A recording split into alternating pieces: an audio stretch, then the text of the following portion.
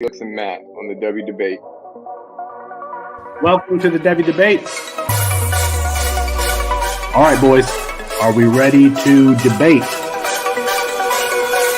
Austin, you tweeted something, girl. You tweeted your running back rankings. Explain yourself. Boy, that escalated quickly. I mean, that really got out of hand fast. You jumped up a notch. That's Austin Nace. Who is going to be that guy? And for me, Bijan Robinson is still going to be that guy.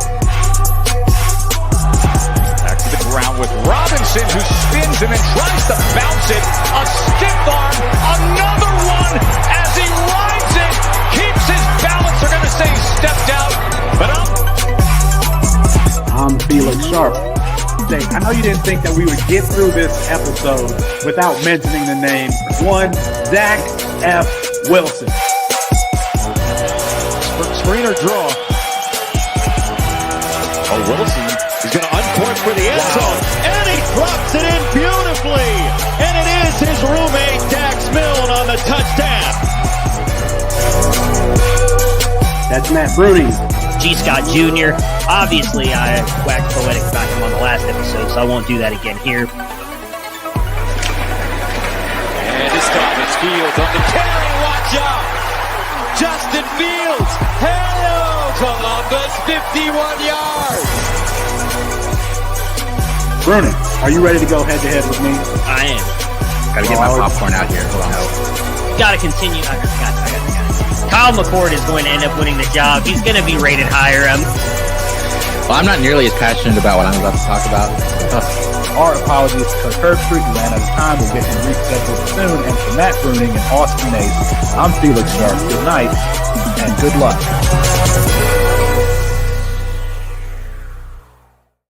It's 9:30 Eastern Time, the only time zone with a committable Bama offer, and that means it's time for Devy Debate, brought to you by Campus to Canton.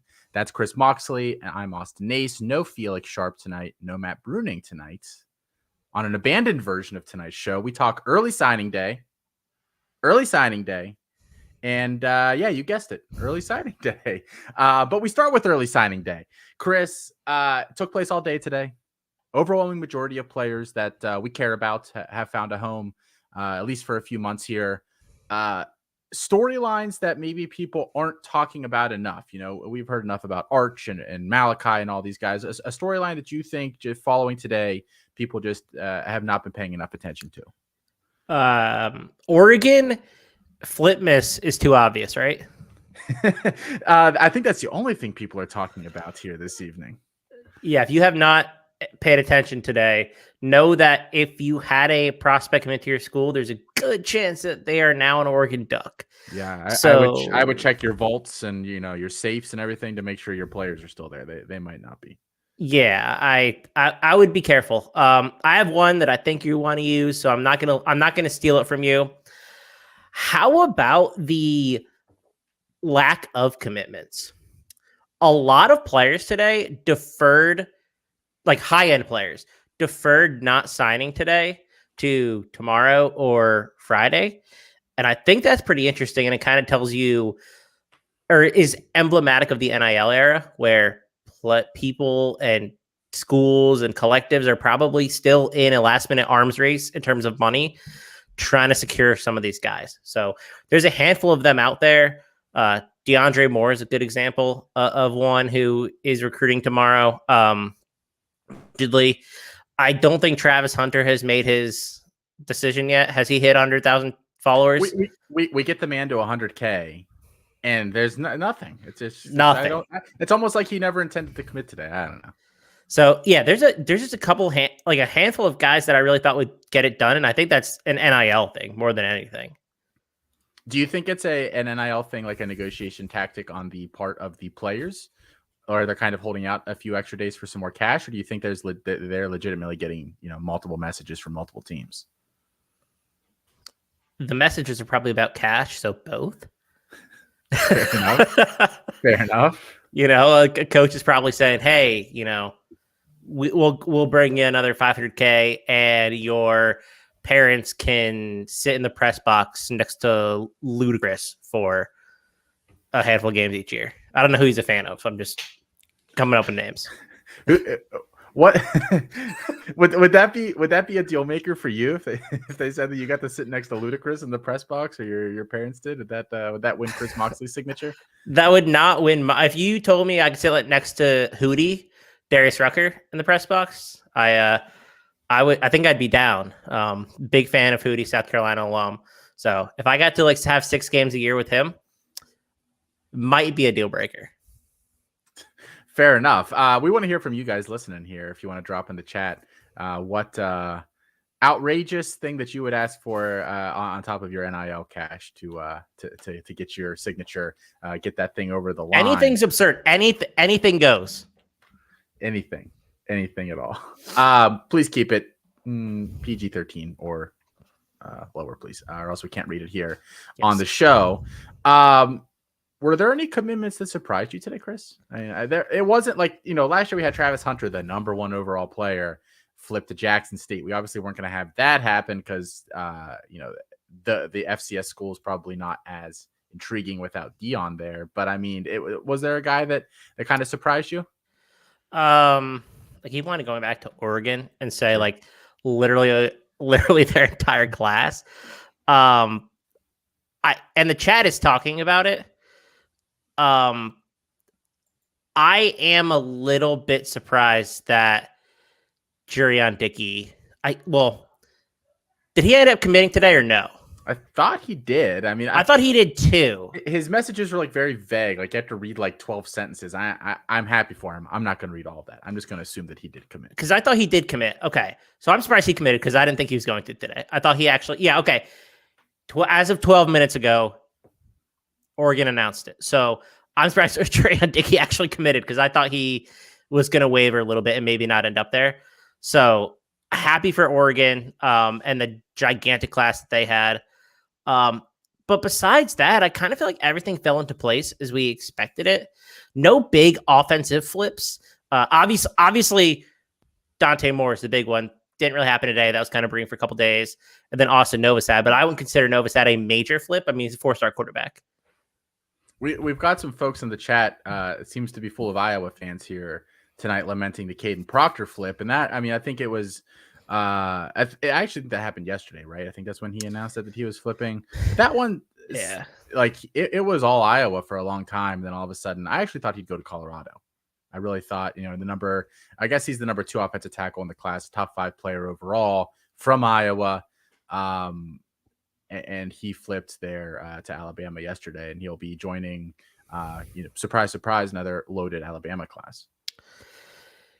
I had seen the rumors that he was going to flip for a while, and he's and basically an elite day 1 offensive tackle, probably regardless of where he starts, and that's probably still true at Alabama.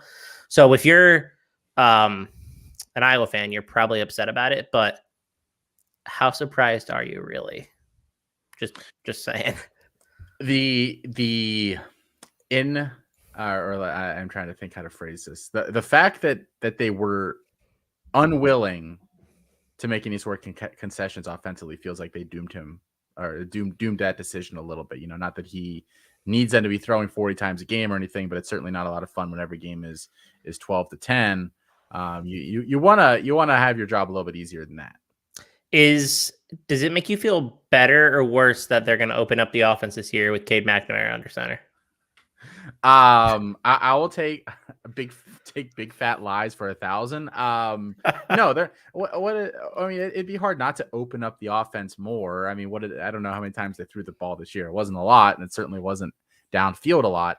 But no, they're not going to. I've seen Cade McNamara's overly confident quotes floating around the past 2 weeks, and I'm not gonna lie. I'm sorry, guys in the chat. With the way he's been acting, I hope Iowa goes 4-8. He's been really bothering me with how he's acted the past. I don't even have my my anti-Iowa shirt here today, but I got one, by the way, and I'm not afraid to wear it. So next time I know we're talking Iowa, it's coming out. Perfect. Yeah, I think Proctor was probably one of the bigger surprises of the day.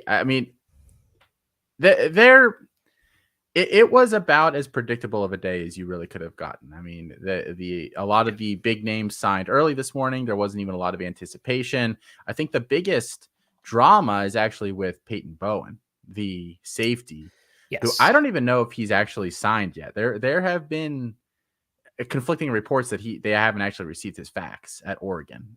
He was committed to forever to Notre Dame.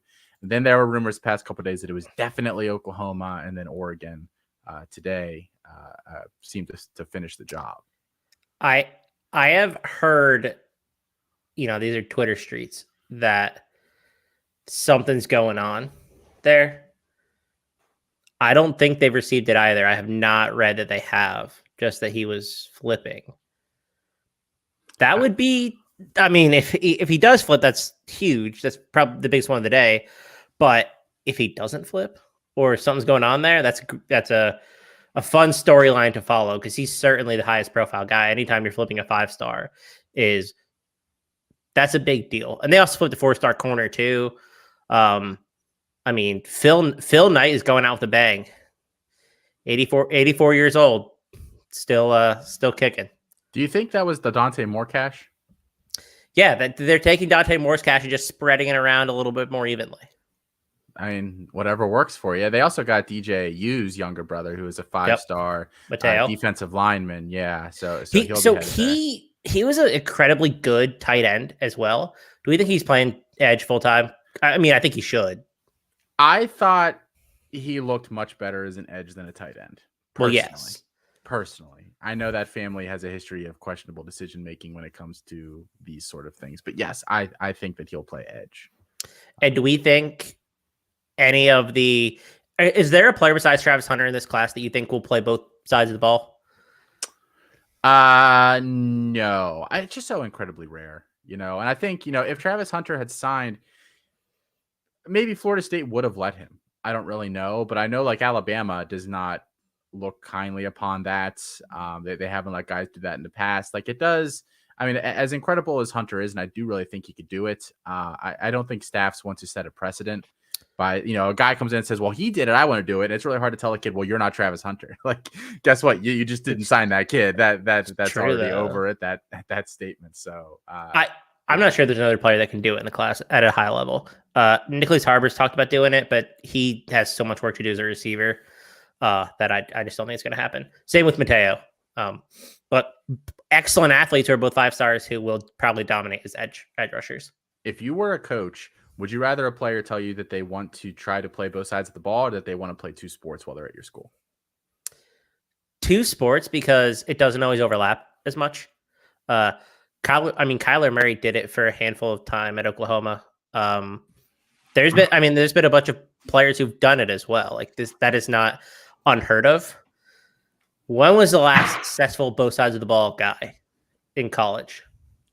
Chris Gamble. Yeah, Chris Gamble. There you go. Hey, look who it is! It's all dressed up and nowhere to go.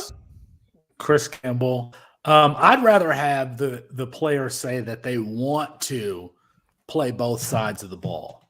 At least they're in my building for the entire year and not splitting time between buildings. I mean, if you play baseball is played in the spring. That's right where you're doing spring practices and spring conditioning.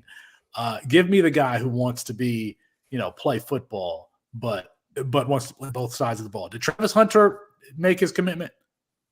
No, that's weird. No, he still hasn't. I think he's got to be over 100,000. He is. He's got to be. He did it a couple hours ago. Yeah, which is an amazing marketing strategy, because you monetize at over 1,000 subscribers, and I think it's worth a couple of dollars per 1,000 views.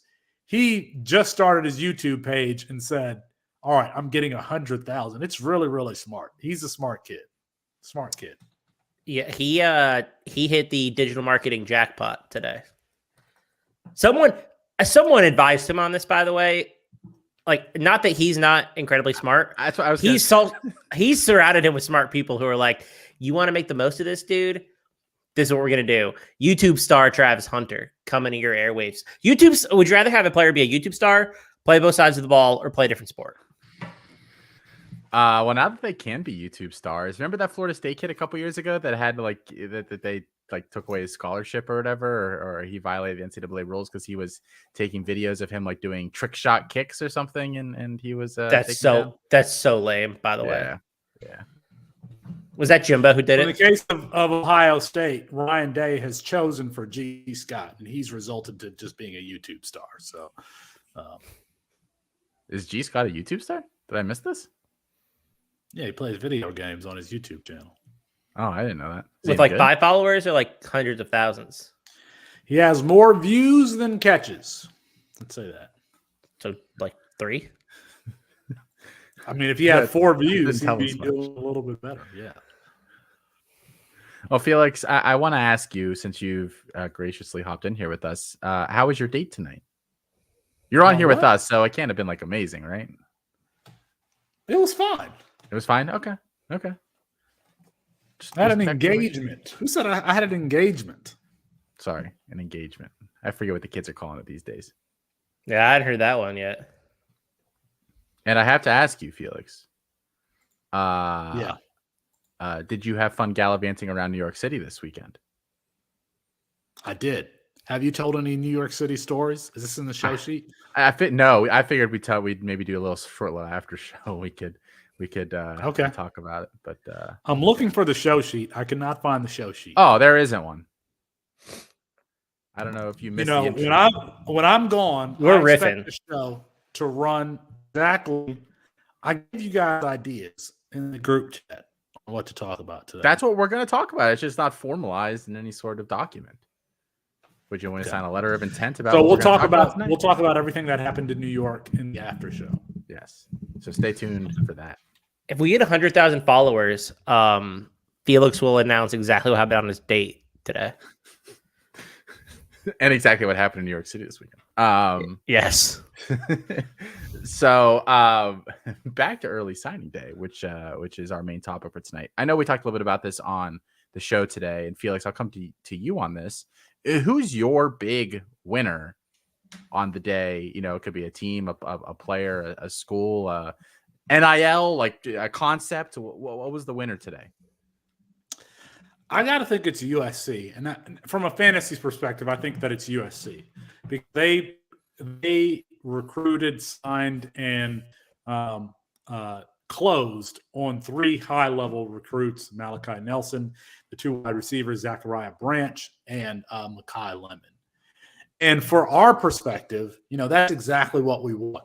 We want to have the high-level Lincoln Riley recruit. We want them to be paired with some excellent receiving talent, and that's what you get, especially. And I haven't watched Mekhi Lemon, but in Zachariah Branch, Tyreek Hill, Marquise Brown, those are fair comps for him. And Lincoln Riley has had success with that spectrum of wide receiver. And so not only does Malachi Nelson get the Lincoln Riley tutelage, but he also gets the skill positions to develop with that are going to be there just as long as he is there. And that's really, really important. So, yes, I know that Oregon had the great day, but I'm going to give the nod from a fantasy perspective to USC. Miami also had a great day, considering how bad that team was in 2022, and to have, at least through now, the number 3 class. And, Mario Cristobal wants to build through the trenches. And they signed some trenches guys today, and they could still get Kermani McClain. I don't know if he's committed to Colorado since I last looked. But Miami is still in the running. Miami was who he was committed to. So I got to go with, but from a fantasy perspective, I'm going to go with USC because at least two of those guys are going to be first round freshman supplemental draft picks. So give me USC. Any concern that Miami is just Texas A&M this year with all the money thrown? I mean, that's how they're building. That's how. I mean, I don't know if. Well, let's not accuse Mario of just throwing money out there. I mean, he was a great recruiter at Oregon, and he recruited in the trenches there too. And so he's doing the same thing at Miami. And the other thing that was leaking out of that locker room was the fact that Mario Cristobal needed to get his guys. This is an intense coach, an old school coach. The coach is going to yell at you and tell you how bad you are in the film room. And he needed to get a certain character of player in that locker room. Well, he's got technically his second recruiting class, but hopefully this round of guys that he's brought there to Miami, fit that style, because you have to be built a certain way to be coached that hard. Chris, your biggest winner on the day?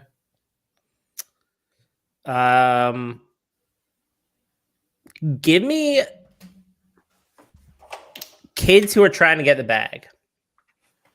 I think a lot of kids are doing really well with NIL. There was it was an anonymous poll where the number one driver of decisions for recruits and the primary driver, at least, was NIL at 80%. And I think a lot of kids are being rewarded, especially 4 and 5 stars. Down the roster, I think a lot of kids are still getting something. So that's awesome. And you're seeing non-traditional powers being able to compete, at least at a higher level than you would consider previously. I think we had 10 schools today that had the highest recruiting class in the last 10 years. Like, that's probably not possible without NIL investment. Louisville is a great example of this, where these kids are getting paid, and that's awesome. Like, leverage it. Well, why not? You have a free transfer if it doesn't work out. I think we're finally seeing some player empowerment that we haven't been seeing in a very long time, if ever. Do you wonder if it's sustainable, Chris, for a lot of these freshmen? I mean, I know the biggest names are always going to get cash no matter what. But if we see a couple of big flame outs in the next couple of years, you think we start to see the money for unproven guys scaled back, and the money for freshmen, sophomores that have already played a little bit go up? You know how the stock market always increases over time at like 7%, regardless of downturns, regardless of like recessions. 7% long term is what you're going to expect. It will always go up. There's so much money being invested into the sport, from TV deals to like outside of ad revenue, like marketing, merchandising, etc., is going to make this just incredibly more lucrative. So it will rise as, a rising tide lifts all ships. In this case, like, you're going to see coaches paid more, you're going to see players paid more. I don't think there's going to be a point where they stop doing it without, there's not going to be a salary cap in this sport. So yeah, I think the high end guys are always going to be paid, because the payoff potential with them is so high that it's worth spending $8 million on Nico Imalieva if you think that he's the guy. It's worth spending $10 million on a Quinn Ewers if you think he's going to be the guy. There's a lot of incentive for teams to do that, because if you hit $10 million, is pretty much just a drop in the bucket of what your potential outcome is going to be. What would someone's return be if they invested $10 million in the college fantasy space? I got to think $100 billion? They would be able to get that money back. If somebody actually just said, all right, we're going to dominate this particular space and build another platform, build another competitor, and, make it easy and accessible. It's coming. It's coming eventually. Yeah, I would agree with that. My biggest winner on the day actually is Devontae Walker, who is not a signing day guy, but signed at UNC. Yeah. We were. He did. I told you. I said that North Carolina needs to recruit some wide receivers because they're losing Josh Downs. They need a real go-to guy, and Devontae Walker going to UNC. That is the perfect fit. Now, I do have a question about, he's not a slot wide receiver. This is a boundary wide receiver. So how is he going to be utilized there? How is Drake May going to mesh with him? But perfect landing spot. I have no doubts about him fitting in there because they don't have Phil Longo there anymore. And I think Phil Longo emphasized the slot position. I think it doesn't hurt that their best players had been slot receivers over the past couple of years. I think this is a case of get the ball to your best receiver. I do think he'll be their best receiver next year. Although I still, don't sleep on the guys like Kobe Paysor. Like I still think they have some other nice pieces there, but Walker really does give them an alpha on the outside. He can be used in the red zone. He can do a lot of yak stuff.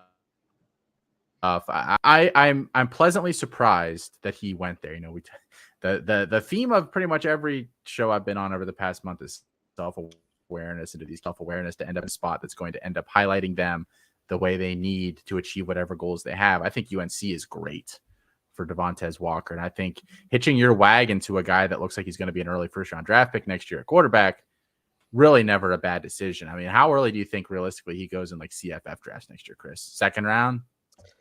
Whoa, time out. Are we talking Probably. about Devontae Walker? Yeah. Walker?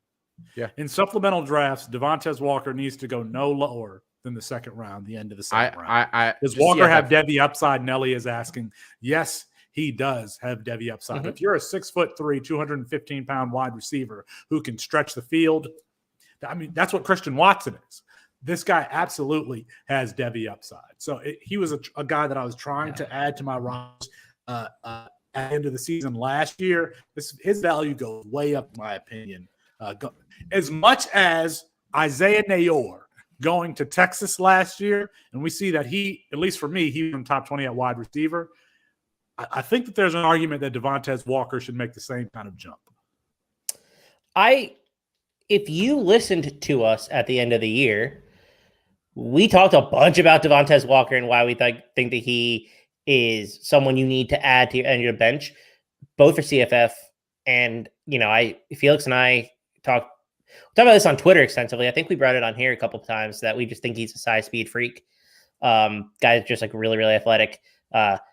Again, Nate Marquise's guy who kept it from us all offseason until he couldn't anymore and hid it from us so we can draft him in our drafts ahead of him. Selfish, yes. But I think he has Devy upside, especially in North Carolina. Like, perfect spot. Self-awareness. There you go. I don't think he might be. He's probably only available in 2 or 3 of my leagues. And the one that I can think off the top of my head, we can't make waiver pickups. So, yeah, he's there in that one. But yeah, I would be surprised if he was not available because he was a really steady producer in MAC play before actually kind of went down with a bunch of injuries, and they had Devin Cartman, who was terrible, come in. And he's from the Carolina area as well, I believe. So he went to like a JUCO for a year that didn't play due to COVID in 2020. Is that his first year? And then he ended up at Kent State, I think is the story that is behind him. I think so. I'm pretty sure that's what happened. So, I mean, he gets to go back home, gets to flash, for the draft next year, gets an upgraded quarterback, gets an upgrade in team prestige. I mean, I think this is a really nice landing spot for him. So that's my big win on the day. He played at NC Central, by the way. NC Central. Okay. He's from Charlotte. Okay. How far is Charlotte from where UNC is? I don't even know. 2 hours and 10 minutes. Thank you for getting that down to the minute for us. That's I know how far Chapel Hill is from me, which is like 30-ish minutes, and I know how far Charlotte is from me. So, triangulate. You're welcome for North Carolina geography here. Thank you. This is really, really good. I need you to draw a map for us. You kind of go like this. That hopefully you're watching on video, so you can see the map that I drew. Yeah, for the podcast folks, you don't know how to get around North Carolina now. Sorry, you're going to have to go check out the video. Somebody asked about Graham Mertz to Florida. Felix, do you have any thoughts on that? I don't think you're overwhelmed by it by any stretch. No, I don't like Billy Napier as a quarterback developer. I had a problem when Billy Napier was going to be coaching Anthony Richardson. Of course, I'd have an issue when he's coaching Graham Mertz. I thought that Kentucky, because that's where it would – I thought that was actually reported, like he was committed to Kentucky. And then Devin Leary goes there. I would have much rather had seen Graham Mertz in Kentucky. I think that he has the perfect, drop back play action skill set. And with Barry and Brown, with Dane Key in their second years, I thought that there was the potential that Graham Mertz could be 2023 Kenny Pickett. It's not going to happen in Florida. Graham Mertz is persona non grata. Can't do nothing with him. Can't win with him. Can't do nothing with him with Billy Napier there. Quite frankly, the only position that I want in a Billy Napier offense is one of those 3 running backs that he's going to use in the committee. I don't want the wide receivers. I don't want the quarterback. And, I don't want anything else in that offense. How emblematic is it of the last week and a half that Florida's had that their top recruit, their guy to replace Anthony Richardson is Graham Mertz? Just got a bridge to Rashad and Lagway, man. You know, he's got to make it one more year. I guess. So I'm going to say, I guess. That's my reaction too. Yeah. And they didn't, I mean, Florida definitely had not a great couple of days here. No. Like By the way, I just pulled it up. 2 hours and 8 minutes from Charlotte to UNC Chapel Hill. So Devontae Walker's going to be able to hang out with his family. Great landing spot. But CFF, yeah, top 2 rounds. Yeah, it honestly wouldn't shock me if 1,000 yards and double-digit touchdowns are hanging around for him this year. Your biggest loser, Chris, on the day, and then we're actually going to get into just a 2-round freshman mock here now that we have official landing spots. I've talked about how Florida, I think, is my biggest loser. I don't want to hammer them too much. I just think it was a bad day for them. I was actually earlier going to bring up Colorado as the biggest surprise of the day, but I know that's I think your biggest loser. That's my talking point. Yeah. Yes. Yeah, but I just don't like anything Florida did, to be honest. I just feel like it's been a really bad week for them, and I don't feel like getting Graham Mertz solves any of their issues whatsoever. I don't like the Billy Napier hire, period. I think that it's trending downward. He can't hold on to the class. When you lose a class on signing day, that's a big problem or red flag for a coach. And this was a coach who wasn't really recruiting high levels in the G5 anyway. I don't know. I just have a hard time feeling positive about the direction this program's currently going. And today was pretty summed it up pretty well. They lost a lot of volume too from that team. I mean, even if they weren't guys that were supposed to be heavy contributors next year. I mean, what were they missing? Like 30 something guys for the bowl game or something like that. And I mean, it's just, so, I mean, that's a lot of guys you have to replace, even if you can't do it all in one day here. Definitely not great there for them. Is A&M was too obvious, or I would have said though. Yeah. I mean, what did A&M do today? They got Micah Tease, and they flipped Marcel Reed earlier this week, the quarterback, to be a backup. Like, it's not even like they need a starter there. I can't really think of anything else positive that happened to Texas A&M today. 24, and this is not up for. This was prior to today. So if they had any transfers in or transfers out, I'm sorry. As of yesterday, 24 transfers out, 0 transfers in. It's a problem. The culture. Things are going well down in Lubbock. No, wait, where's that? No, College Station. College Station. Sorry. Oh yeah, they did get Owen too. You're right. We did the ATM, the bank, the oil money came through, ended up in his checking account. That's right. They did get Anthony Richardson. Oren has declared for the NFL draft. Oren asked in the chat, has Anthony Richardson decided if he's coming back or not? He is declared. And he will not play in their bowl game. Good to know. How do you think Florida's going to fare without him? I think the offense is going to struggle with the ball. I think they'll hold on to that scoring streak, though, barely. Just embarrassing what they had to do there at the end of that game to keep that thing rolling. Felix, do you have a big loser today? I mean, it's easy to pick Baylor thinking that they had this high-quality quarterback prospect that was going to come into the stable there. And quite frankly, I think that Baylor is a good place for a quarterback to develop under Jeff Grimes. I like that offense. The wide zone 49er scheme has been good for quarterbacks for decades. You can go back to Jake Plummer having success in that offense under Mike Shanahan. So I would point out Baylor here as a big loser. And quite frankly, the fact that Aon hasn't secured more flips, doesn't have Travis Hunter today, I think that's potentially makes him a loser. Oh, I think Colorado was a big loser today. I do think it's tough to expect them to get a lot of flips. You know, the volume was never going to be there, but I thought they could get 1 or 2. They got Dylan Edwards earlier this week. He might be a good college running back, but I don't think he's a guy that you're walking out of a signing day and saying like, yep, that's the guy that we're kind of, you know, the focal point of our recruiting class. And other than that, I mean, they missed out on all those 5 stars. It sounds like Cormani McClain could be the guy that ends up flipping with them. This cornerback that's from Miami that already has had like so much recruiting saga. Now it sounds like he might end up there. I mean, these Southern Florida kids are really hard to trust, man. They have like no loyalty anywhere, and they will bounce at the drop of a pin. Is DeAndre's the other guy, right? Who is floating around out there? Who? DeAndre Moore for Colorado. I think he's going to be Texas or Georgia. I don't think I hadn't heard of Colorado for him. There's a D lineman that apparently they might be in for, who's fairly highly ranked. I'll be honest, my knowledge of this incoming defensive tackle class is lacking, so I honestly don't know. That was your loser. What same concerns that Felix laid out? Yeah, I mean, what did they do today? They made no noise. They made no splash on Dion's first day, and they signed Shador, so that's pretty cool. I don't even know. Like, I think Travis. That's like your mom's like saying, "Good job, honey. Good job, sweetie." Gold star. Like, yeah, bringing your son in, like flipping your son or getting him out of the portal. Like, that's kind of a low barrier. Yeah. Not great there. And I think Travis Hunter ends up there, but I don't know that it's a guarantee.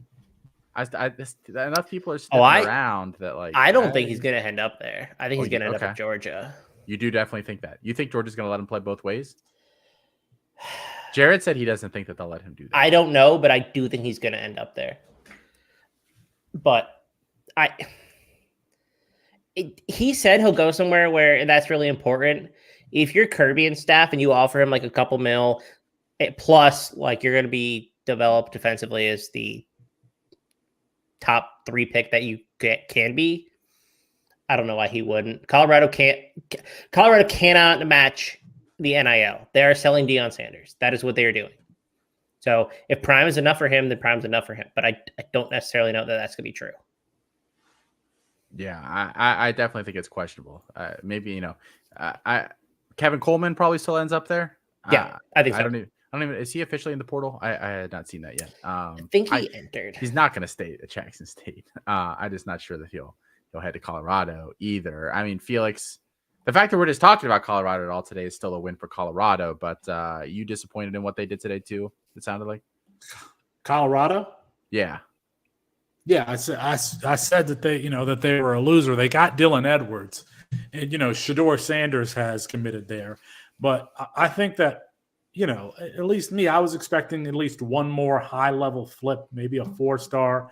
And as Nelly says in the chat, the fact that Cormani McClain didn't sign today is probably a good sign for him. But the fact that Travis Hunter didn't sign today is not a good sign for him. I mean, I don't know what the issue is.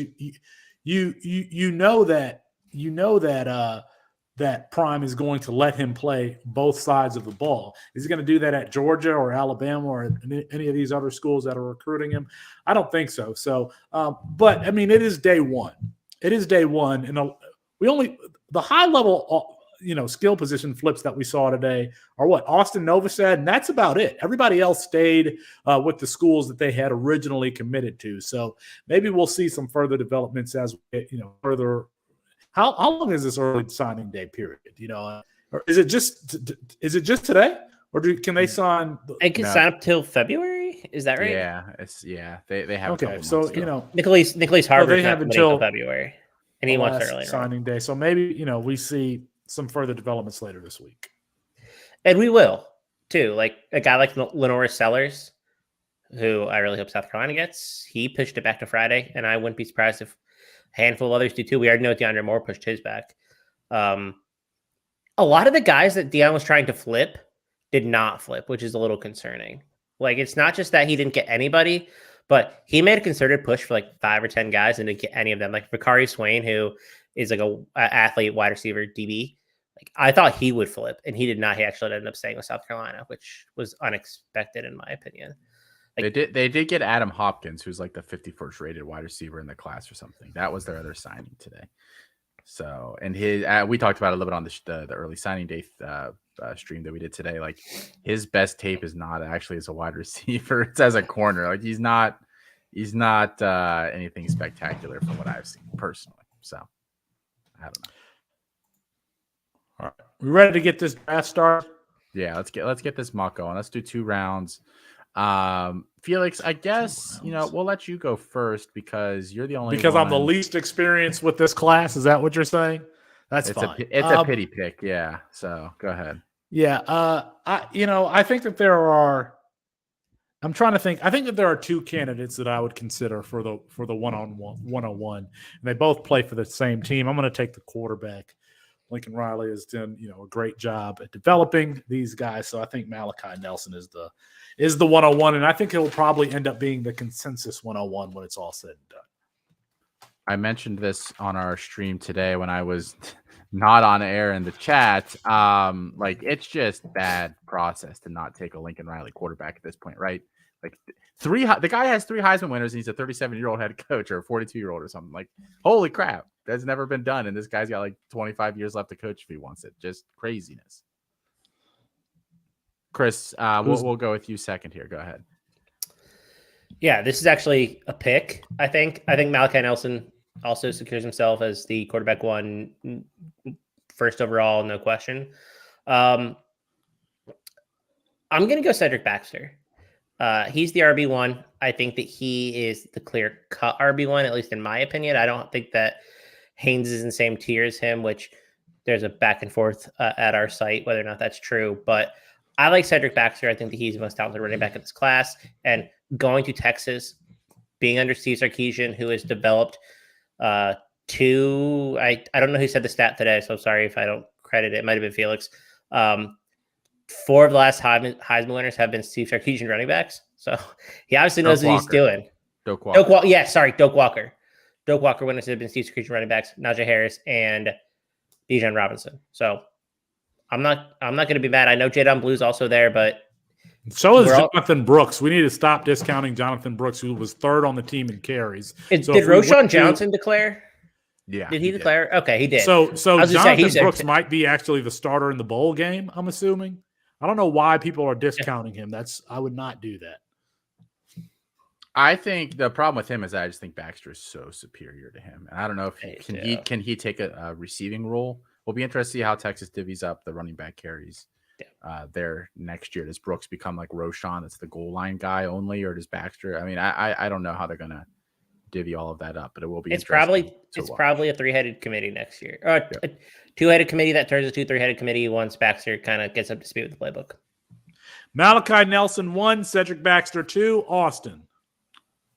Thanks, Felix, for keeping us on track. Arch Manning, I'll take Arch. Name value here is just too good to pass up. If I don't want him in 2 months, I can just trade him to somebody else. But I think that I'll take, like Lincoln Riley quarterback, I'll take the Steve Sarkisian quarterback and hope that works out for me. Yeah, it's really hard to develop wide receivers in the classes. Is really good from the few guys that I've scouted and from what a big wide receiver guy and Solving Football have kind of have told us. So I got Malachi Nelson. It just makes sense to lock up the stack here. So I'm gonna go with Zachariah Branch. And I don't think that that's a bad pick. I think that he might be the 2nd or 3rd most talented player in this class, but that is not where I would have gone. I'm going to go with Dante Moore. And I was between Baxter and Moore here, actually. I think Moore is the safest projection of any player in this class. Just an incredibly well-developed player. And he's actually the youngest between him and Malachi, who, depending on where you go, 1 and 2, Arch is right there as well. So I want to secure a quarterback with an NFL projection at a high pick in a supplemental freshman draft. So I feel really good about getting a guy like Dante Moore at 4. I think that's a very safe. You got him at 5. 5. Yes, 5. That's my issue with Dante Moore pick. Is the fact that he does feel like just a safe prospect. He feels like a potential game manager. And if he's going to reach his ceilings, he has to have, what Tua Tagovailoa was before Jalen Waddle and Tyreek Hill were there. That's my fear as to what Dante Moore will be. Somebody who needs elite skill positions around him to realize his fantasy potential. So, I don't have a problem with that pick, but I just put that out. And this is a philosophical thing that it's probably important because it'll probably inform a couple other picks that I have as well. I am very much in on taking the safest option at the top of a C2C freshman supplemental draft because the miss rate is so high on these picks that if I can get a guy that I think is probably going to be an NFL pick over a guy with like probably a higher ceiling but a much lower floor, I'll probably do that, which is why I would have taken Dante Moore over Arch Manning. I just think the Arch Manning, I love Arch Manning. Like, I'm not going to trash him. He's the number one player in the country, but I do think Dante Moore is a safer ceiling or safer floor despite not having the Manning name. And so that's the back and forth that I have. But that's the way that I draft. I draft for safety and projection. Well, safety be damned. I'm going Jonte Cook with my next pick here. Woo. I love this kid. I think that he's going to be a star within the next 18 months in college. I really, really do. Just a guy that was born to play football. Really good wide receiver. I think he plays as a freshman. I think he gets, significant snaps relative to what freshmen usually get at Texas this season. All right. So I'm kind of thinking where I'm going to go here. I could go to the running back position. But I just think that wide receiver is so hard to develop that I need to stay in this lane. And there's two players that I would take at the wide receiver position. I'm going to go with the guy who's bigger that has a faster mile per hour time. And I'm going to go with Hakeem Williams here. I could have went with Jerron Dickey, but Jerron Dickey hasn't even signed. I'm going to go with Hakeem Williams, who's headed. We believe. Was it late in the day? Yeah, it happened 20 minutes ago or so, like an hour. Oh, okay. I'm I think you were at your engagement. Yeah. Yeah. Okay. Well, I'm going to take Hakeem Williams here, and hopefully the other player that I wanted here will come back to me when we circle around. Hakeem Williams, big boundary wide receiver. I think we have him, but we have him over 22 miles per hour, which surprises me for something. 22 point something, which surprises me about a player this size. Usually when you are that big, you're going to be in the 19.5 to 20 mile per hour 20 mile per hour range. So he's Demaryius Thomas. He's Demaryius Thomas. He is. He just doesn't know how to play football at all yet. So there is substantial risk. I personally wouldn't take him that early, but I get it. The just freakiness is apparent.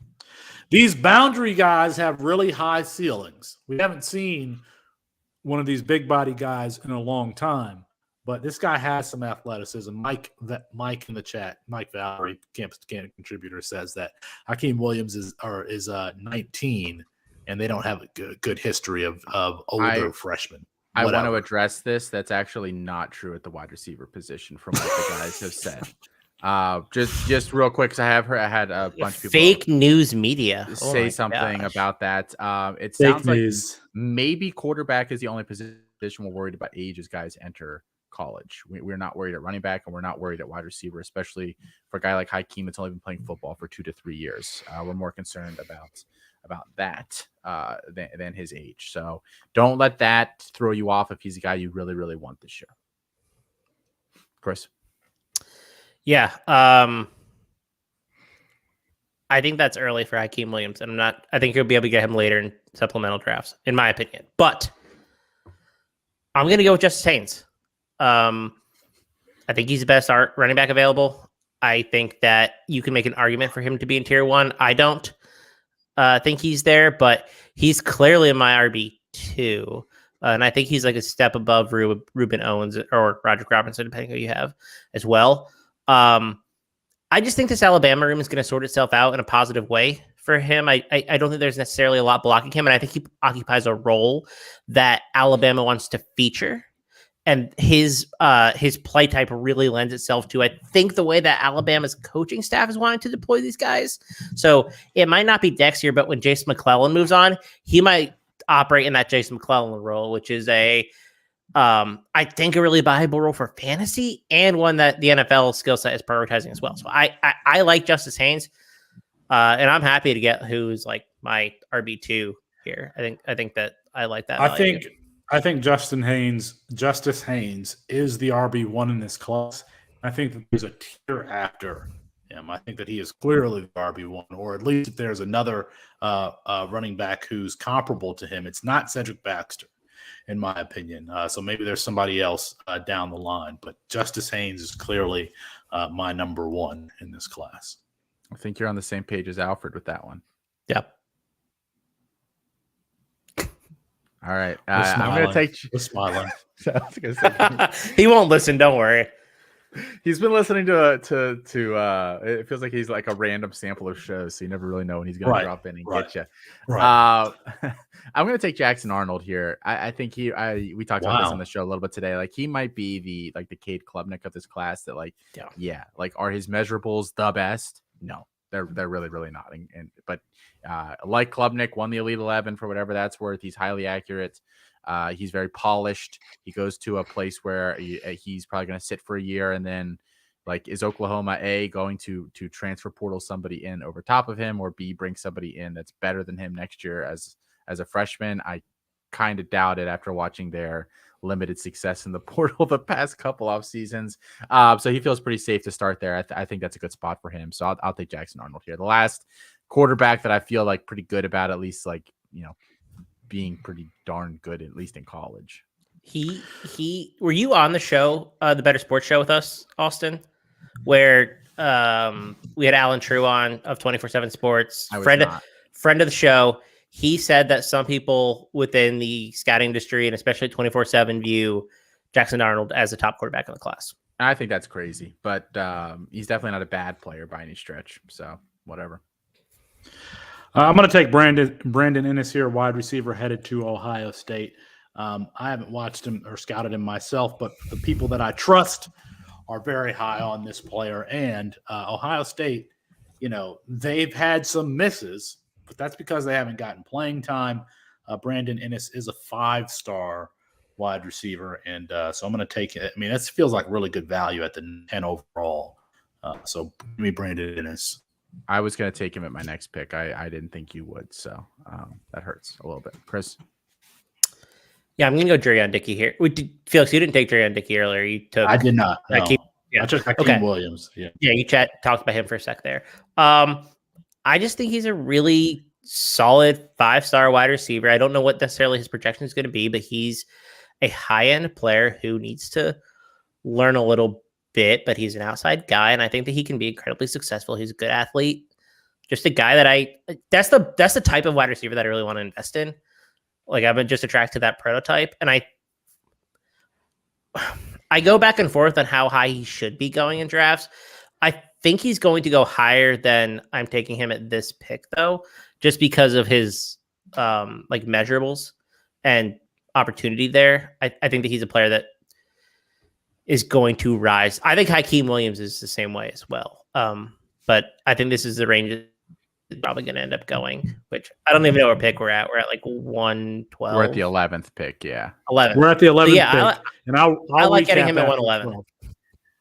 Jerion Dickey, I think there are snaps of him playing defensive end on his high school tape. There are snaps of him playing safety. There's obviously snaps of him playing wide receiver.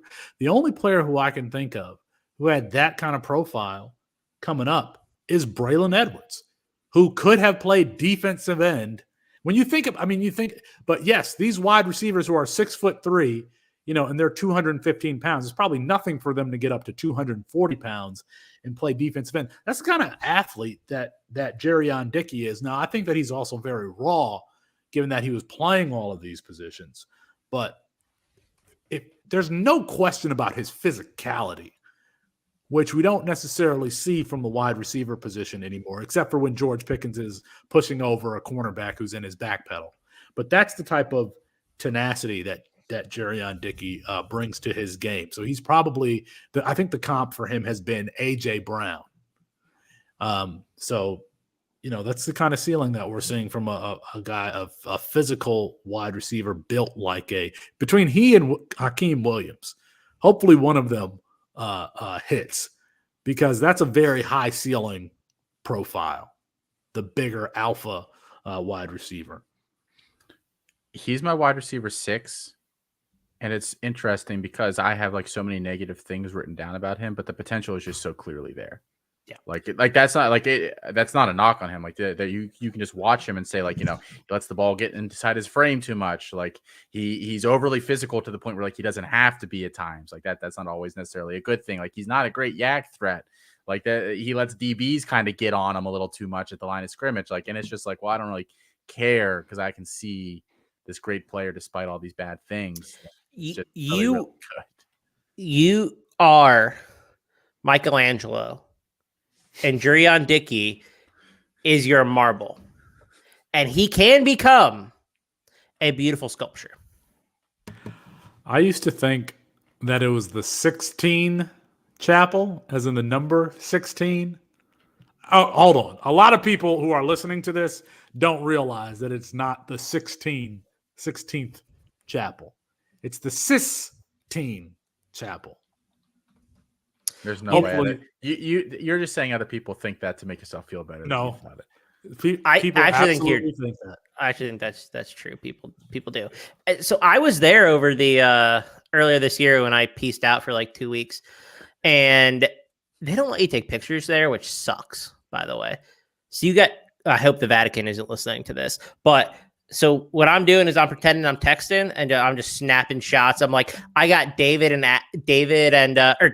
Fuck the Adam reaching out. Like, you just got to pretend you're texting, take a pic, looking up, selfie mode. If you're ever in the Sistine Chapel, that's how you do it. I'm gonna get killed by the Vatican. Yeah, they're sending somebody over. If we don't hear from you tomorrow, we'll send the authorities. 12, Austin. Makai Lemon, who is technically my top wide receiver, although like from a grade perspective, although I just like Jonte Cook more. He's just my favorite. But Lemon profile is very similarly to Jordan Addison. He's played with Malachi Nelson all through high school. They love each other. He caught like 52 touchdowns from Malachi Nelson in high school. Like, you think Malachi Nelson's going to throw him the ball in college? Probably. So I think that he'll be a good player there for USC over the next few years.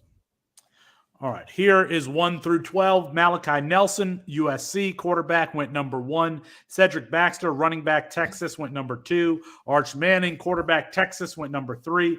Zachariah Branch, wide receiver, USC, number 4.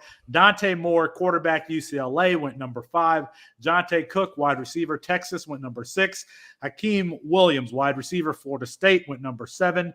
Justice Haynes, running back, Alabama, went number 8. Jackson Arnold, quarterback, Oklahoma, went number 9. Brandon Ennis, wide receiver, Ohio State, went number 10. Jurion Dickey, wide receiver, Oregon, went number 11. And Makai Lemon, wide receiver, USC, went number 12. I guess that brings me to the first round. We're going to do 2 rounds, right?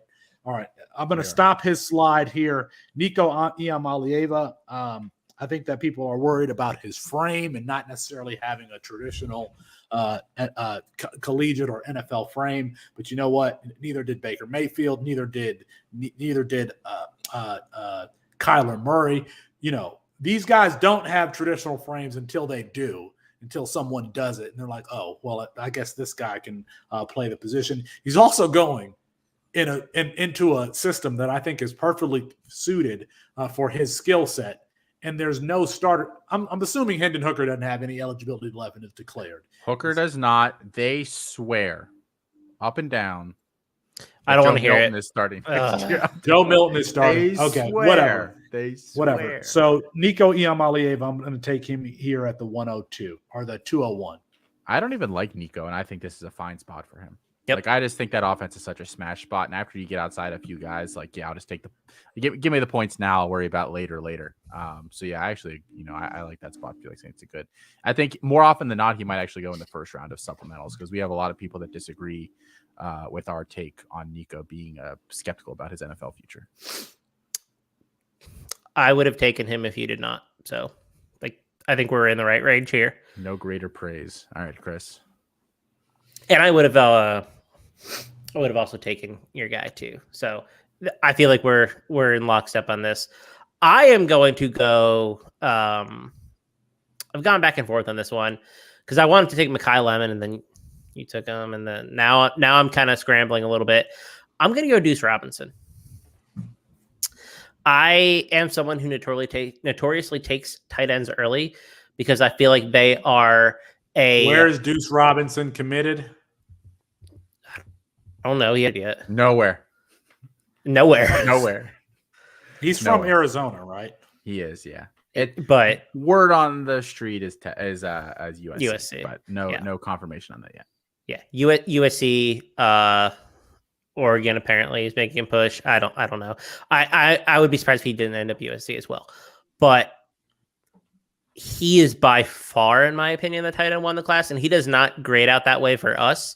We have Andrew Aplea at 1, who's committed to Penn State, but Deuce Robinson is the kind of we talked about it earlier. If you want to go back and listen to why that is the case, but Deuce Robinson, I think, is by far the best tight end in this class, and he is a special kind of player that can be the difference maker at tight end on your college fantasy side. And if he packs on 15 pounds, is possibly an NFL future first-round pick. Just really, really special player. He is a special athlete. He joins Kyler Murray and A.J. Brown as just the third player to be named Under Armour All-American in both football and baseball. He went to the same school as both Spencer at Pinnacle High School there in Arizona, both Spencer Rattler and Dorian Singer. But he is one of these.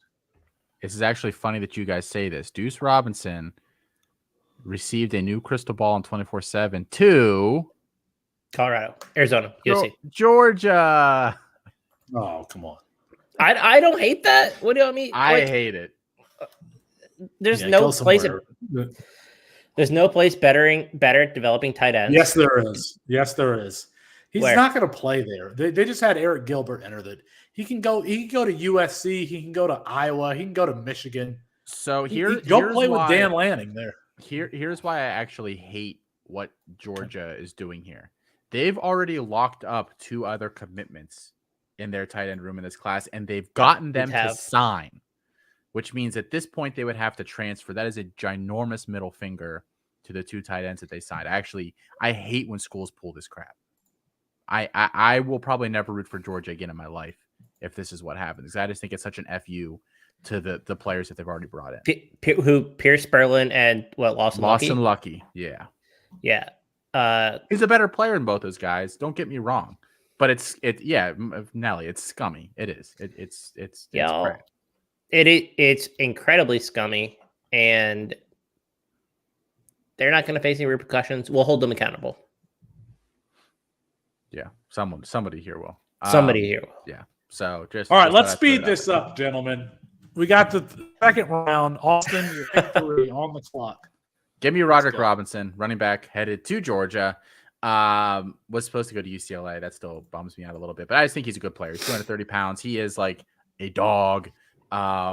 Led his high school to his first ever state championship with a injured hamstring and was still putting up like 350 yards per game. The guy's just good. He can do everything. I don't care that he's not going to play it all next year. Whatever.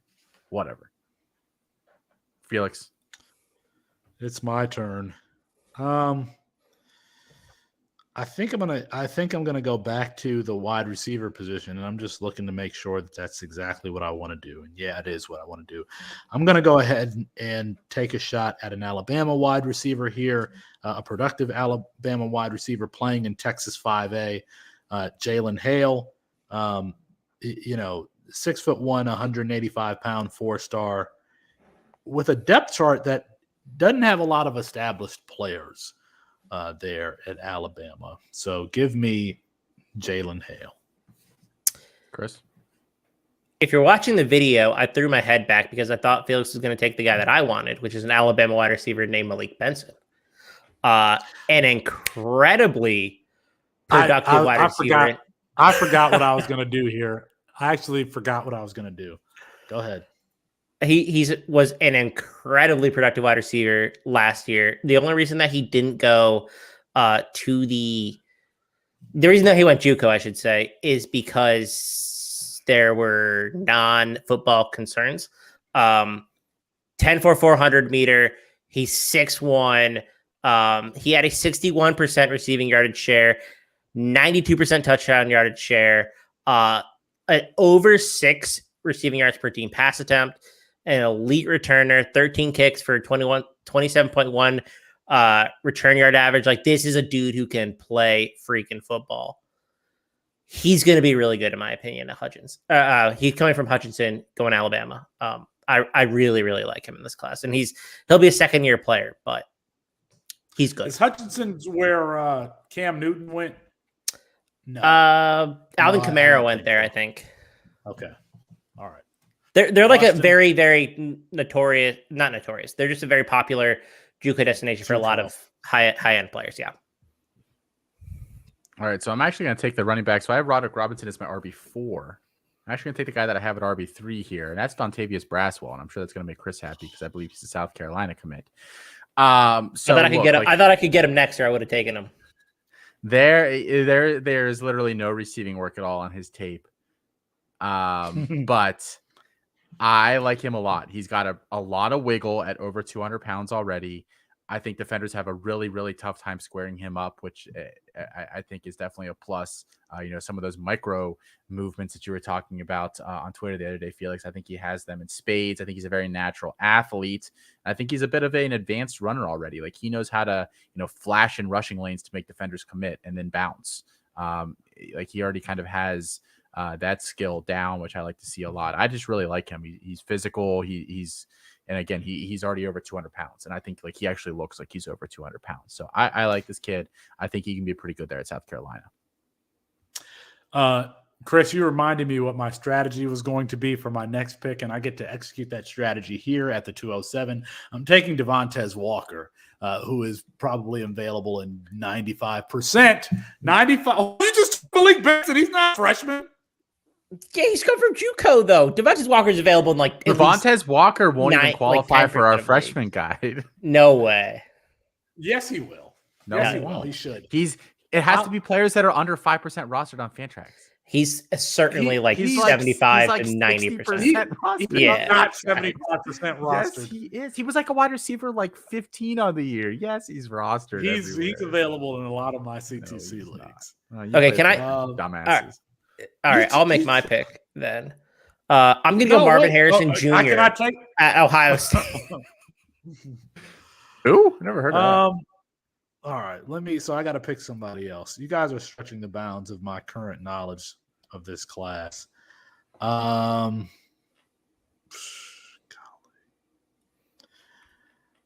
think I'm going to go with a high upside pick. Is that what I'm going to do? Geez, now I don't know what I'm doing now. I'm going to go with Aiden Childs here. I'm going to reach and go with Aiden Childs, who's committed to Oregon State. Hey, Matt Bruning has hit on, Quinshon Judkins last year. We're talking about 6'4", 195-pound quarterback that, he could potentially start as a freshman. And that's pretty, he's noted as a true dual threat quarterback here. So give me Aiden Childs at the 208. So I don't have it written down. So tell me if I am. Do we select Ruben Owens? No, we did not. He would have been my next pick. Yes, he's gone. He's gone. Yes. Okay, so I'm certainly going to take Ruben Owens, who is a very high-end running back and has fallen too far in our draft.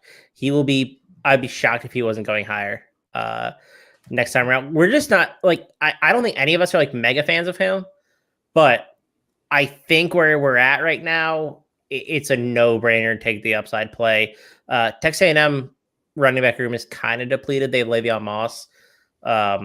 But, they could certainly use a guy like Ruben Owens coming in. And I think he could be like a 1B situation to Moss if Moss is even the guy next year. It's a pretty shallow room. Not a huge fan of his, but it's just value here, to be honest. Well, I'm going to take, and this is my wide receiver 17, but I think I'm going to take him here because I want him, and I think I need to rewatch him because I think he'll bump up a little bit. Carnell Tate, wide receiver, headed to Ohio State. I think he's well positioned to be the next boundary guy there after the current group leaves. I don't think he'll play that much this year. And I'm cautiously optimistic that he's not going to be a zero because that depth is just not really strong overall in that wide receiver group. But out of IMG Academy, like he can do a little bit of everything. He's a pretty good athlete. This feels like a guy that if you're going to take him, you got to take him in this range. So give me Tate. I'm like out of names. Can I phone a friend? Austin, give the people. You've been called because you're being DM'd. Somebody doesn't know who to take at the 210 in their freshman and supplemental draft guide. And they're an NIL member at Campus to Canton. They paid $79.99 for the year to be in the NIL level tier. And so who are you taking here? Help me out. Who are you taking here at the 210? I think there's two intriguing names here. The first one being Shelton Sampson, the wide receiver going to LSU, who's like 6'3", he's kind of Quentin Johnston-ish, if I had to describe him, very, very briefly, because this is I hear it's only a 30-second call. That's all we've got. So Shelton Sampson or Richard Young is my next running back, and he's also headed to Alabama. So depending on how you feel about Justice Haynes, maybe Young never plays there, but I like Young too. It would have been funny if you cut yourself off. Sorry, Richard Young, but I also take and just let it go. I'm not going to take Richard Young because I just don't. If he's better than Justice Haynes, I'm going to be shocked. But I think that the backfield there is going to be Rodette Williams, Jamarion Miller, Jace McClellan, and Justin Haynes and Justice Haynes. And Nelly is telling me to take Richard Young. He said that, I think, before I said it, for the record, based on the timestamp. He did. But you said Quentin Johnston, and I need wide receivers. Yeah. The running back position is just so much easier to fill.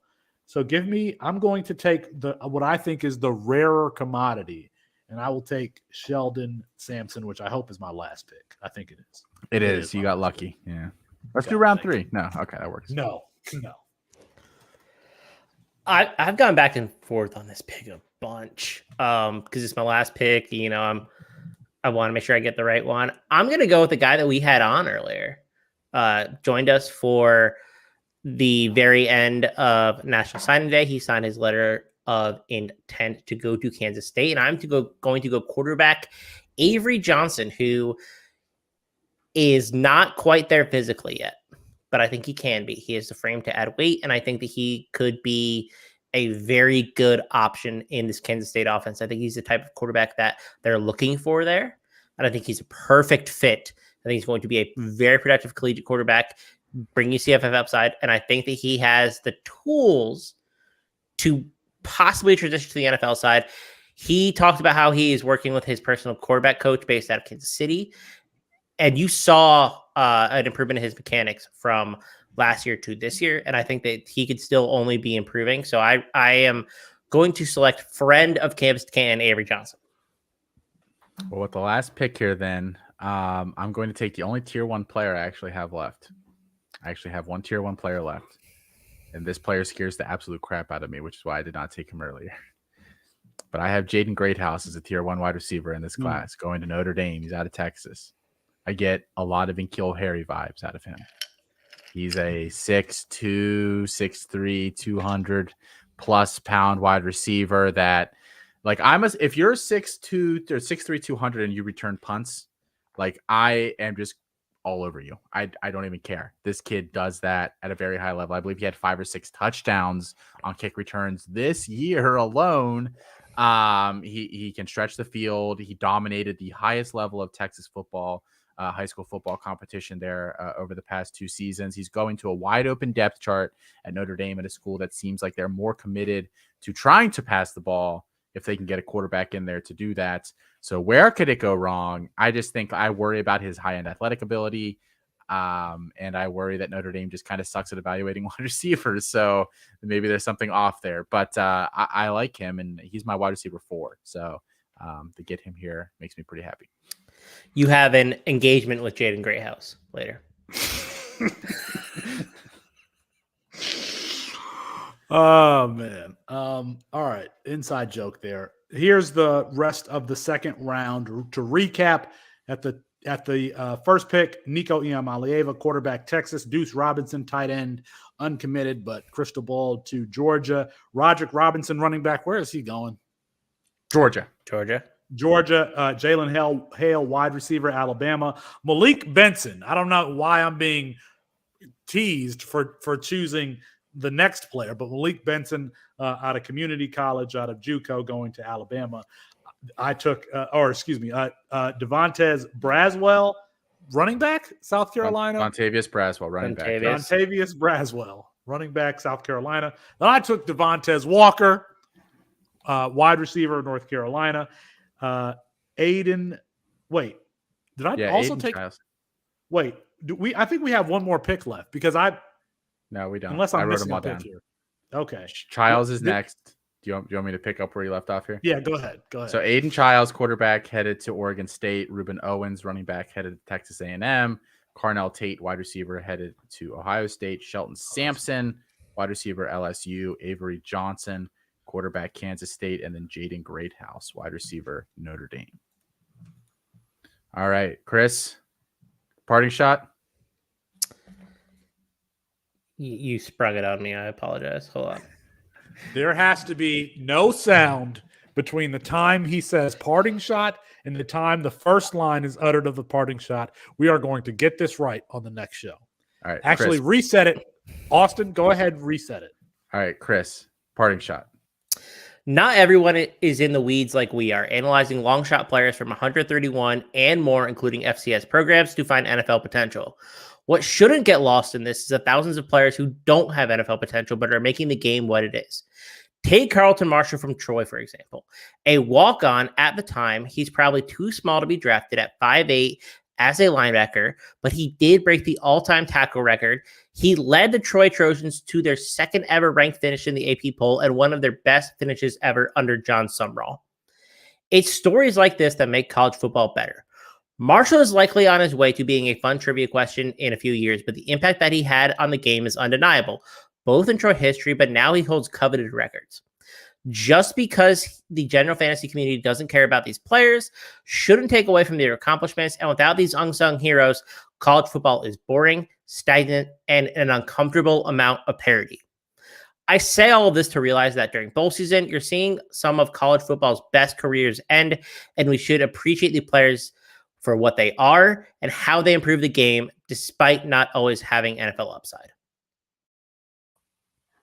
'Twas the night before signing day, and across the nation, players chose schools after months of anticipation. The hats on the tables, the fax machines tested for those signatures that were heavily contested. The NIL money was promised and paid to ensure the commitments would not be delayed. And with Saban in his suit and Harbaugh in his slacks, the fervor had reached a tumultuous climax. When on their cell phone there appeared a new text from other coaching staffs they'd swore they'd reject. You up, read the message? I'm just checking in. Your signature is one that I would like to win. Our depth chart is lacking. There's playing time here, as long as you're willing to sit for a year. As loyal as player had been up till then, the thought of that change kept creeping back in. The O-line, the receivers, the staff's reputation, the offensive system causing defensive frustration. The idea was intoxicating. The player was hooked. A plane ticket to school number 2 was now booked. A night of no sleep soon followed this exchange. The thought of a different jersey was strange. How will my old school feel when I confess? That bridge is probably burned if I had to guess. Departing that morning under cloak of night, the player arrived before daylight. The limo was waiting, no media present. A staffer offered a greeting. He was overly pleasant. We're so excited to have you, the assistant coach stated. Now on to our office, the moment awaited. By now, word the player was in a different town had somehow leaked and had gotten around. How dare he? Ungrateful, opposing fans hurled. Why couldn't he stay? We offered the world. And with these words, he realized that his choice was sound. Why would he want to play in front of these clowns? As he entered the room, cameras flashed, people cheered. As an 18-year-old, the feeling was weird. He signed on the line, the deed was done. There was talk of championships that soon would be won. And I heard him exclaim, as the volume did rise, I'm happy to be here at Bama. Roll Tide. that's going to do it for tonight's show. Apologies to Kirk Herbstreit. We will get him rescheduled. From Felix Sharp, from Chris Moxley, from Austin Nace, from everybody here at C2C, happy holidays. We are truly flattered that you guys choose to spend at least an hour a week with us. We look forward to spending another year talking college football with all of you guys. Happy holidays, happy new year. And we'll be thinking about you guys. We'll get Kirk Herbstreit back on here in the new year. We promise, sort of.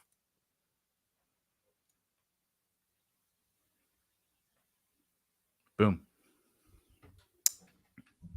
How long did that take? About 20 minutes. 20 minutes? Wow. Yeah.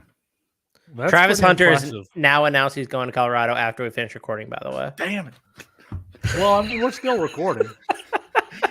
Let's dub it in. We're still recording. So he said he's going to Colorado. Duh. Of course. Why did we ever doubt that? It's so stupid. Yeah. wanna There get- was legit talk about Georgia today that it was going to happen. But I'm not mad. I'd prefer him there over Georgia. So I want to get a group together to go to the first home game on September 9th at Colorado. Austin funding it. deep pockets over here. Deep pockets. Yeah. And I'm talking about the audience too. If there's anybody in the audience who wants to go, I think it's going to be a party. Well, I just hope they are able to revitalize Boulder with Dion there. I think that they will be able to. Yeah, but I mean, Boulder's really struggling economically. Not a lot of stuff going on there. Are you being serious? No, I'm not being serious. You compared Boulder to Jackson, Mississippi, like 2 weeks ago, and said that the impact that he's had on Jackson. That's not true. The bowling alleys in Boulder, Colorado, are going to be full. I That's did what you not said. compare Jackson. I compared him to LeBron James, where I think that you will be able to notice the economic impact of that football team being good.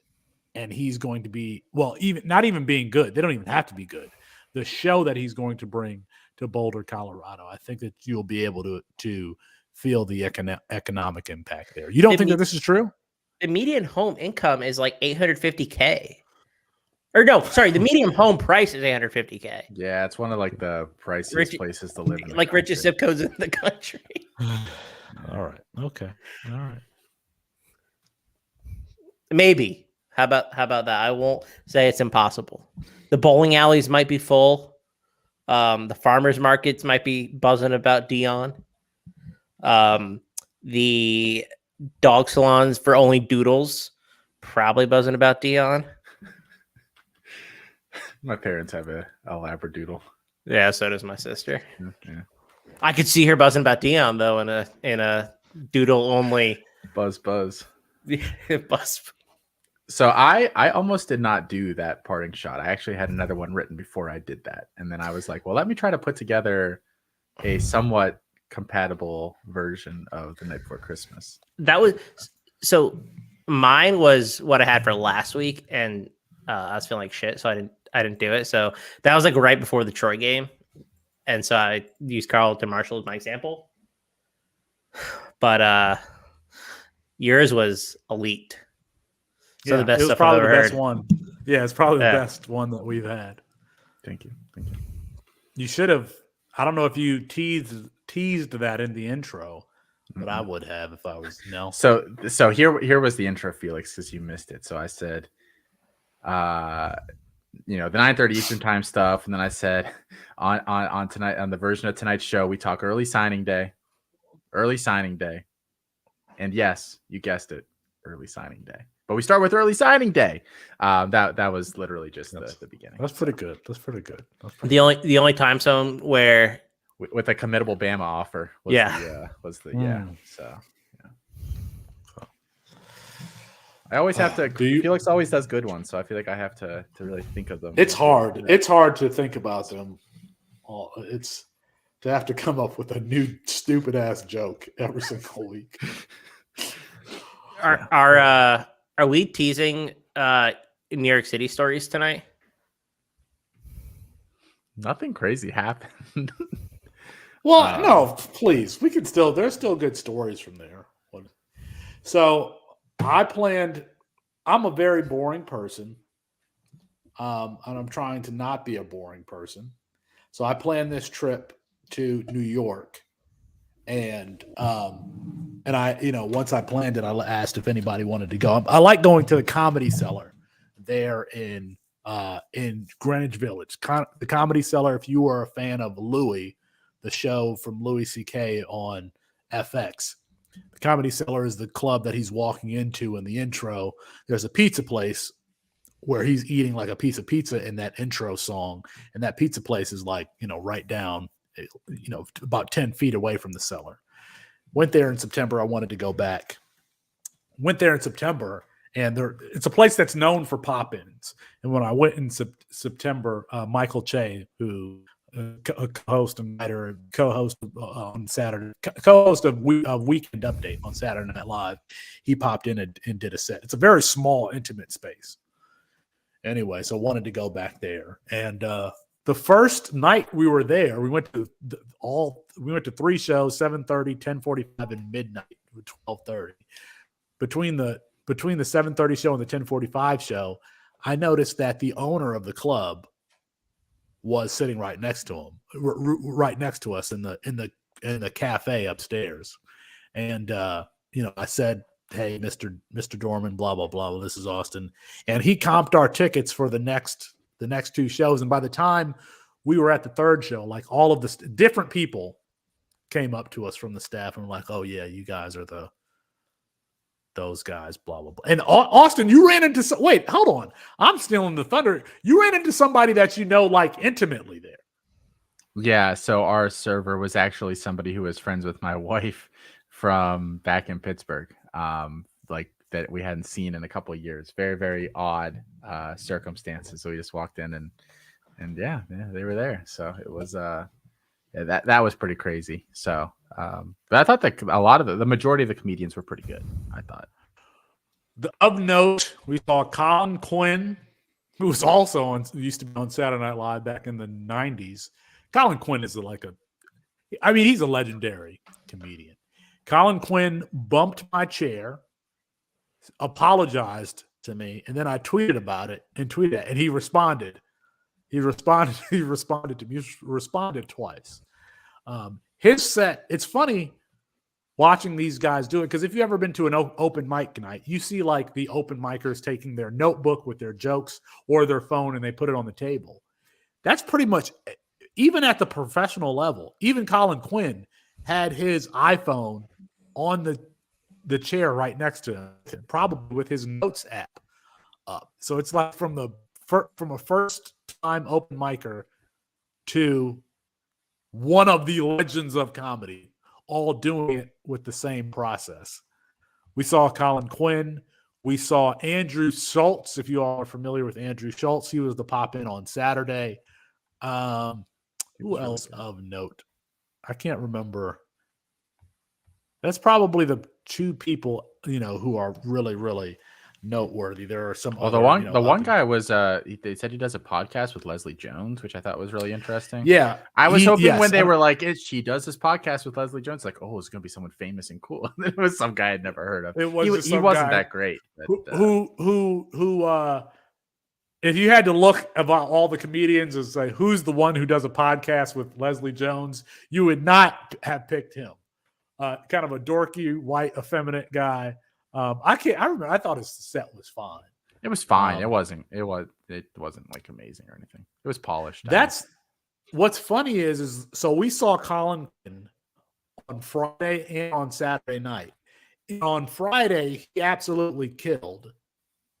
I think he was a little tipsy.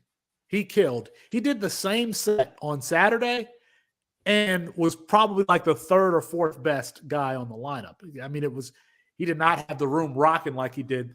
Yeah. And it's just so interesting is like how dependent it is on, what your rhythm is that particular night. It just wasn't his night that night. He did the same jokes that killed, or pretty much the same jokes that killed. Which we said going into it, we were kind of hoping he would, because we wanted to see that he would, right? That what the differences were, and it wasn't as good. It wasn't. No, the transitions were really bad. I thought, yeah.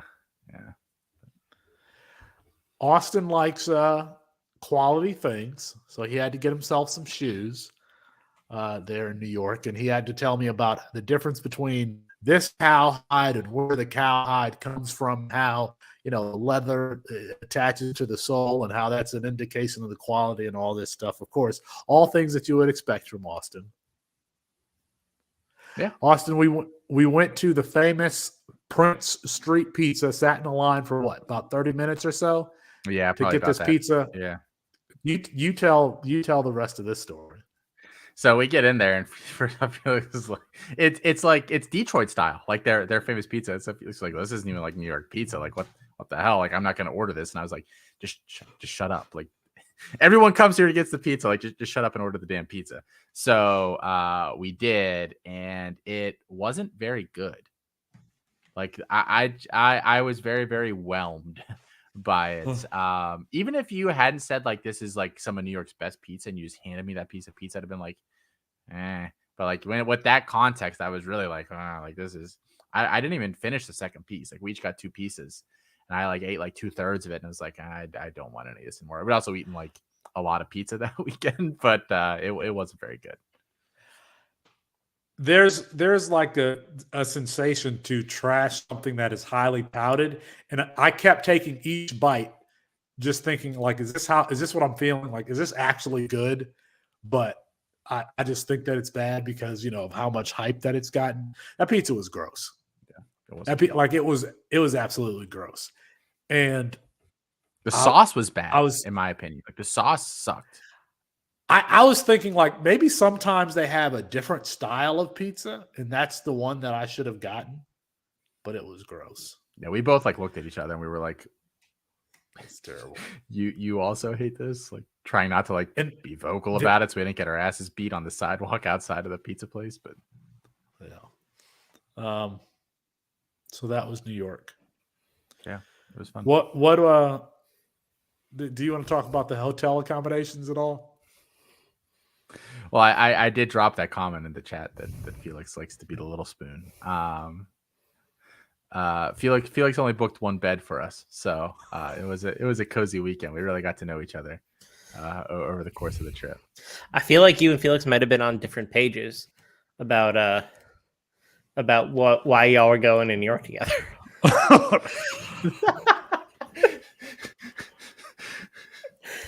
Now